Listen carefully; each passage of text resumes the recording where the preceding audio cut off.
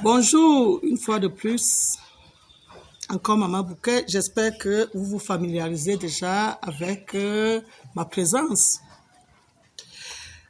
Aujourd'hui, nous sommes encore dans l'étude de la matière. Parce que l'autre jour, je vous ai dit la particularité de la maman est la matérialisation. Quand on parle de matérialisation, j'ai donné ample explication sur le fait de donner corps. Pour pouvoir donner corps, on se balade un peu dans la matière. On ne peut pas parler matière sans parler électrons, atomes, molécules. Pour pouvoir définir les trois états de la matière, il y a l'état solide, il y a l'état liquide, il y a l'état gazeux. Dans l'état solide, la cohésion entre les molécules est très forte. C'est pour ça que nous obtenons quelque chose de solide. Dans l'état liquide, la cohésion entre les molécules est douce, petite, moyenne, selon la consistance du liquide. Et dans l'état gazeux, la cohésion entre les molécules est nulle. Et c'est ainsi que c'est dans la maman que l'être humain se constitue, devient solide. Il vit dans un liquide appelé liquide amniotique et il utilise la respiration de la mère qui est gaz. Vous voyez déjà les trois étapes de la matière qui sont présentes dans la maman.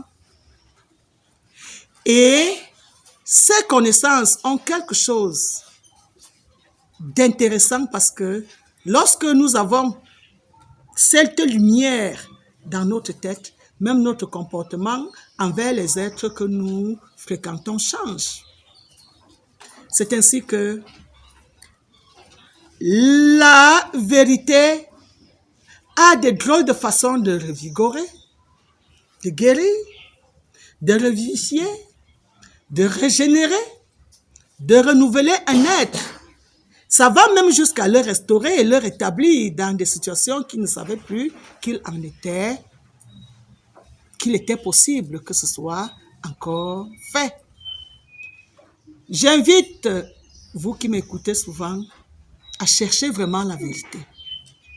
C'est comme l'autre jour, quelqu'un m'a demandé un état de bénédiction, c'est quoi? Être dans un état de bénédiction, c'est avoir en soi un capteur de bien. Tu peux arriver, quand tu es béni, tu peux arriver là où tout le monde est malade. Ton être ne capte pas leur maladie. Par contre, quand tu es maudit, tu as en toi un capteur du mal. Quand tu arrives là où il y a le mal, même s'il y a 10 personnes, toi, même s'il y a 10 personnes qui sont en santé, s'il y a une seule personne qui est malade, toi, tu vas capter cette maladie. Alors, il y a des choses qu'on dit tous les jours, sois béni, sois béni. Personne ne comprend de quoi il s'agit. Y a-t-il meilleure bénédiction que de connaître Dieu dans l'état qu'il est? Je vous ai dit, c'est Maman Sagesse, la mère de l'univers, la mamelle nourricière. Tout le monde a parlé de Dieu en tant que mamelle nourricière, mais personne n'a voulu regarder Dieu comme une mère. Il est l'heure de regarder Dieu dans sa véritable nature, la mère de l'univers. Et je vous ai dit, quand on parle de mère, ce n'est pas le sexe qu'on cherche, mais on cherche l'activité. C'est l'activité qu'il mène qui nous amène à comprendre la maternité divine. Ne soyez pas nerveux, écoutez bien, réfléchissez, décalez les limites de vos acceptations et vous verrez la vérité en face telle qu'elle est et non telle qu'on a voulu que vous la recevez. Je vous retrouve prochainement, Maman Bouquet.